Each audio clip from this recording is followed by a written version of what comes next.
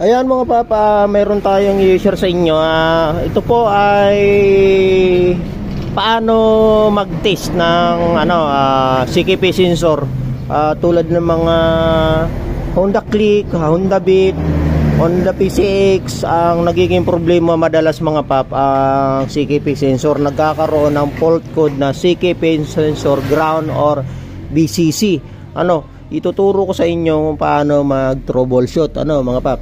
Pero ito baklas na po dapat ang una-una tinitest po ninyo ito tulad nito CKP sensor po yan ng mga Honda.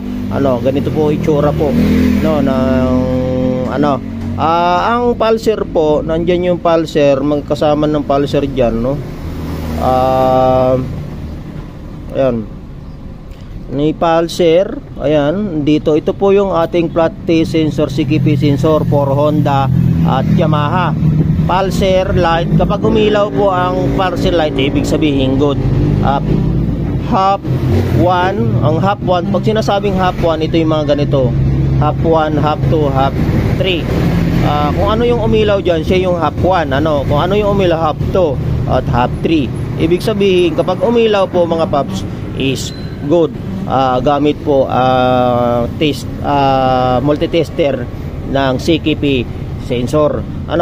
Ito po yung ito po ay sa Honda at Yamaha. Yung sa akin sinaksak ko na mga pap, ito yung CKP ayan CKP, lahat po yan ang kulay niyan mga pap. Ito may iba't ibang kulay yan. Nabibili po ito nasa 600 or 1,000 po yan original, mas mataas pa siyempre. At ito naman yung magnet. Kapag nag-tester kayo, nag-test na po kayo, nagamit na kayo, kailangan may magnet bago po bilhin. Sisiguraduhin po talagang titesterin ninyo para sure. At lalo na yung stock, yung nandyan sa loob, kung babakalsin nyo, kailangan nyo po targang legit na may mga tools. Dadalhin nyo sa mga shop tulad dito kay mechanic or motorcycle shop. Dalhin lang dito po ninyo kung may mga problem, nagkakaroon ng CKP problem. Bago natin galawin yan, siyempre dadaanin na muna natin sa test sensor CKP para hindi po kayo bumili agad. May dalawang sakit po yan. Ang isa ay sa Honda at isa naman sa Yamaha. Mga Yamaha po tulad ng NMAX, Aerox ay may mga CKP sensor din po yan. Mahal din po ang mga CKP sensor ng Yamaha. At ito yung Honda, ganun din po. Pag brand nyo, ang bibiliin nyo, mahal po. Itong sensor CKP, nabili po ito ng aking partner na si Marvel Mechanic. At ngayon isi-share ko sa inyo paano mag-test nito para hindi tayo magkamali At ang pagsasaksak niyan, siyempre madali lang yan. Hugutin nyo lang to tulad yan ito mga papa. Yung CKP sensor. Kung bibili po kayo mga CKP sensor ng mga Honda, ganito po yung itsura niyan CKP sensor yan. Ang CKP sensor po ay ito po yung nagpo-post, nagpapaikot doon sa magnet, sa magneto. Umiikot ang magneto dahil di po minamagnet niya, kaya yan umiikot. Kumbaga yun yung starter.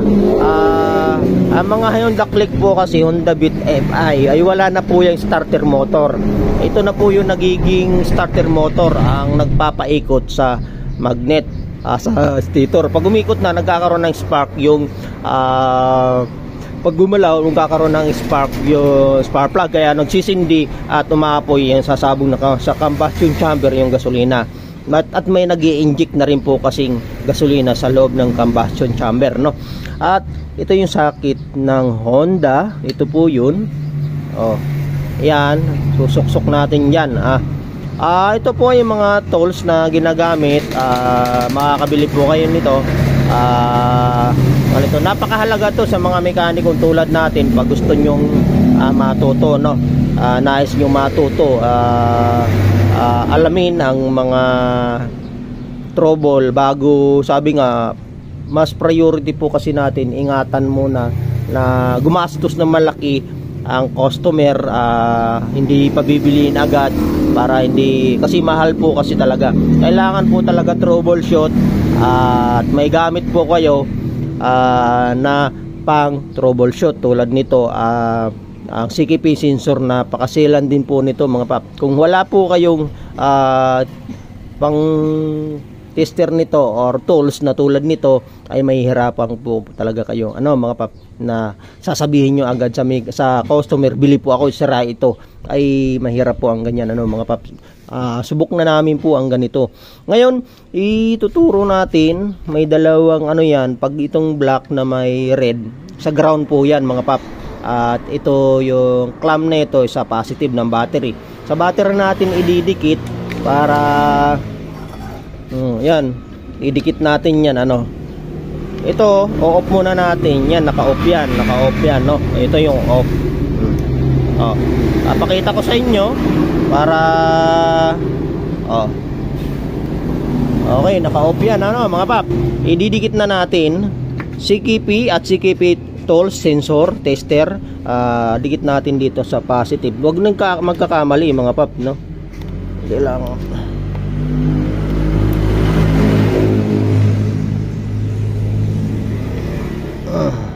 Kailangan sure na nakadikit. At kabila yung itim naman ay sa itong negative.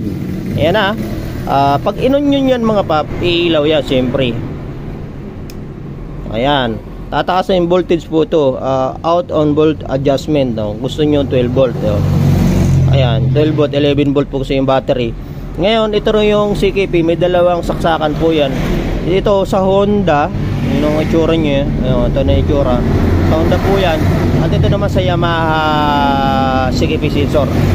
Okay, salpak natin to sa Honda, kasi Honda CKP yan. Nasa mga i-share natin para matutunan nyo, no, mga pap.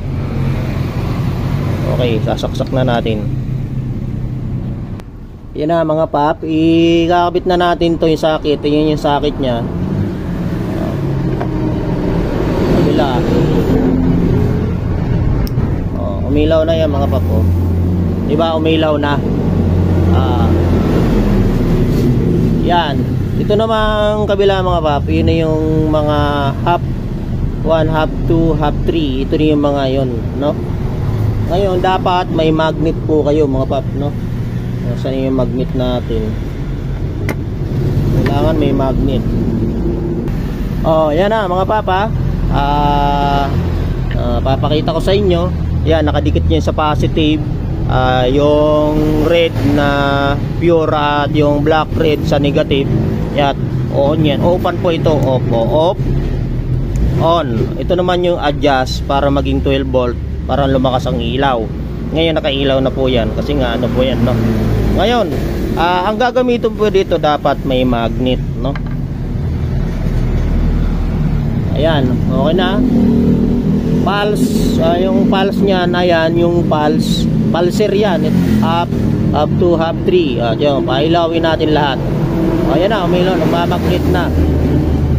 Magmamagnet na yan. Ibig sabihin mga paps, gumagana yan. Diba? Kita nyo? Pati yung voltahe. Yan yung voltahe mga pap, nagbabago. Kasi kung sira yan mga pap, hindi yan magkakaroon ng ilaw. Yan, yung mga ilaw na yan hindi pa-function kapag sira yan, Kaya malalaman nyo mga pap talaga kapag sira yung CKP sensor. Diba, wala. Ngayon, buhayan na naman natin. Ibig sabihin, good yan mga pap, no? Buhay, patay. Buhay, patay. Buhay, nagkakaroon ng ilaw. Ibig sabihin, good po yan mga pap. Kapag napansin po ninyong may isa dyan na hindi gumana at hindi umilaw, alam nyo na yan mga paps. Ibig sabihin, ang pulser sira.